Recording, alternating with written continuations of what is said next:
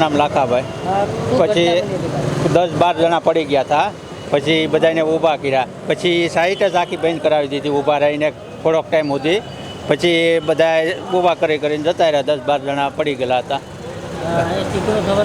શેકણું આમને ખોદકામ શરૂ હતું, એ માટી બધી પીલી અહીંયા ગાડીમાં આવેલી અત્યારે, એટલે એક પટ્ટી ઉપર જ ગાડી બધી લપસી જતી હતી।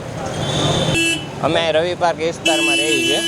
અહીંયા 3-4 દિવસ પહેલાં એસએમસીને કંઈ કારણોસર ખોદકામ કરવામાં આવ્યું હતું, તો 3-4 દિવસ નીકળી ગયા અને એ ખાડોની માટીને પાણીને ત્યાંથી નીકળતું રહે છે। એને લીધે પેલી ગાડીઓવાળા આવે ને એના ટાયરમાં માટી ચોંટે છે, અને આ એ ખાડો જે પડે છે એસએમસીનો પેલી ડેનેજનો, ત્યાં બધી ગાડીઓવાળા સ્લીપ ખાઈ ગયા। તો કાલે રાતે લગભગ નહીં 10 ગાડીઓ સ્લીપ ખાઈ ગઈ છે, એમાં ઘણાને લાગ્યું।